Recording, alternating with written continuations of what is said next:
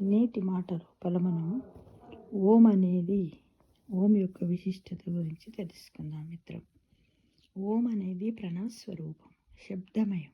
ఈ సృష్టిలో మొట్టమొదటి శబ్దం ఓంకారం.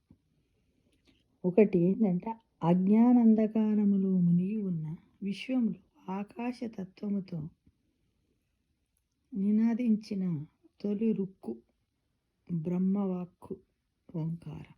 అది అకార ఉకార మకారాలనే బిందు సంయుక్తముగా ఏర్పడిన మొట్టమొదటి శబ్దము ఓం. రెండవది అకారము సృష్టికి, ఉకారము పోషకత్వానికి, మకారము లయకారత్వానికి చిహ్నాలు. 3 ఓంకారము బ్రహ్మ విష్ణు మహేశ్వర తత్వము గురించి తెలుపుతుంది మిత్రము. 4వది అది కేవలము మంత్రం కాదు, అన్ని మంత్రాలకు అదే బలం, జీవం, శక్తి రూపం కూడా. 5 ఓంకారము లేని మంత్రము ప్రాకారము లేని గుడి వంటిది అని పెద్దల మాట. 6వది మంత్రాలకు పరిపుష్టినిచ్చేది, రక్షణ కల్పించేది ఓంకారం. ఓం అనేది ఒక మతానికి సంబంధించినది కాదు. 7 అది ప్రార్థనా మందిరములోని ఘంటానాదము. 8వది ప్రతి మనిషి గుండె చప్పుడు కూడా అదే. నిత్యము యోగులు మహర్షులు జపించేది మోక్షదాయకమైనది ఓంకారమని వేదము ప్రకటించి, ప్రతినిత్యం 21 మార్లు ఓంకారము జపించడం వల్ల మనిషి శరీరంలోని 21 తత్వాలు అంటే పంచకర్మేంద్రియాలు, పంచ జ్ఞానేంద్రియాలు, పంచకోశాలు, పంచ ప్రాణాలు, మనస్సు ఉత్తేజితమవుతాయని యోగశాస్త్రం చెబుతుంది. మనిషి జన్మ సోహంతో ప్రారంభమవుతుంది. సో అని ఊపిరి పీల్చడం. సో అంటే ఏంటి? ఊపిరి. హమ్ అంటే వదలడంతో జన్మ ప్రారంభం అంటుంది. అంటే ఊపిరి పీల్చడము, వదలడంతో జన్మ ప్రారంభం. అంటే ఉచ్ఛ్వాస నిశ్వాసాలతోటే మన జన్మ ప్రారంభం అవుతుంది. సో నుంచి హమ్ వరకు అంటే గాలి పీల్చి జీవితాన్ని ప్రారంభించి హమ్ అంటూ వదలాలి. హమ్ అంటూ వదలాలి. హమ్ అంటూ వదలాలి.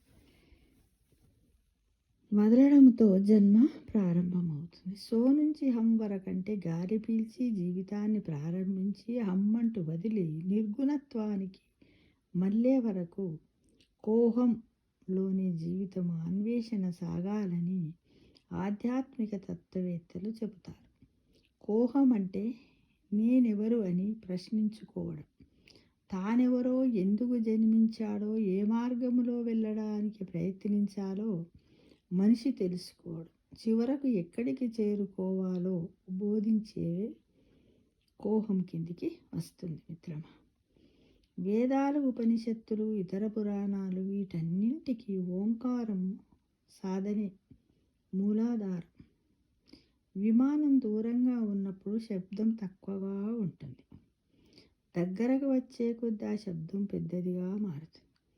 విమానము తిరిగి దూరంగా వెళ్ళిపోయినప్పుడు శబ్దము చిన్నగా మొదలై సాగి ఆ తర్వాత ఆగిపోతుంది. అలాగే ఓంకార శబ్దాన్ని మొదట చిన్న శృతితో మొదలుపెట్టి తారాస్థాయికి చేర్చి చివరకు హమ్ అనే శబ్దముతో ముగించాలి.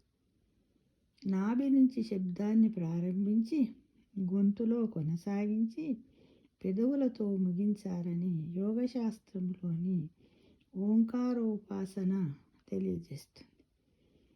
ఓంకార శబ్ద సాధనకు, సంగీత సాధనకు దగ్గర సంబంధం ఉంది. మంద్రస్థాయి, తారస్థాయి 2 సంగీత శృతిలో మేళవించి ఉన్నట్లే ఓంకారనాదం ఉంటుంది. అది లయబద్ధంగా సాగినప్పుడు వ్యాధుల నుంచి ఉపశమనంతో పాటు శరీరానికి జవసత్వాలు లభిస్తాయని చెబుతారు. మానవుడు సత్వ, రజో, తమో గుణాలతో ఉంటాడు. అతిశయం, అహంకారం అతన్ని వశం చేసుకున్నప్పుడు పూర్తిగా సత్వగుణములోకి మనస్సును నడిపించి సత్యధర్మ శాంతి ప్రేమలను అందజేసే ఔషధమే ఓంకారం.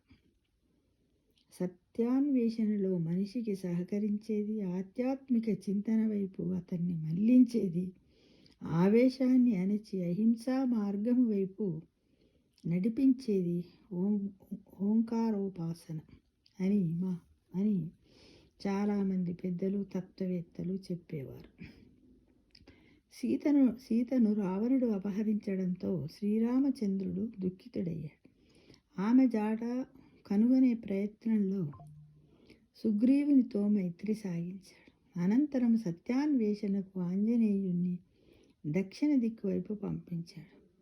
శతయోజనాల సముద్రాన్ని లంఘించడానికి సిద్ధమయ్యాడు హనుమ. మహేంద్ర పర్వతం మీద నుంచి ఎగరడానికి ఆయన సంసిద్ధమైన తీరు ఓంకార తత్వాన్ని తెలియజేస్తుంది. ఆకాశ మార్గాన వెళ్ళాలని నిశ్చయించుకున్న మారుతి ఊపిరి దీర్ఘంగా పీల్చి వదులుతూ కొంతసేపు ప్రాణామాయ స్థితిలో ఉన్నాడు.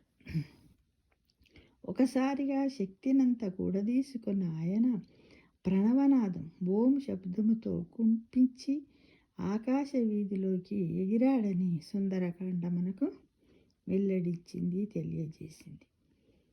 ఇక లాస్ట్ది 14వది ఏంటంటే శారీరక మానసిక ఆధ్యాత్మిక శక్తుల పునరుద్ధరణకు మంత్రజపాన్ని నిర్విఘ్నంగా కొనసాగించేందుకు ఆత్మశక్తితో జీవిత లక్ష్యాన్ని సాధించేందుకు అనువైన సాధనే ఓంకారం. యోగులు సంకల్పాలను నెరవేర్చుకునే క్రియ. ఓంకార సాధన అందరికీ ఆరోగ్యదాయము, ఆనందదాయము, క్షేమదాయమని తెలుసుకోవాలి మిత్రమా. తెలుసుకొని ప్రతిరోజు ఉదయం సాయంత్రం ఏ వేళలో వీలైతే ఆ వేళలో రోజుకి 21 సార్లు కళ్ళు మూసుకొని ఓం ఓం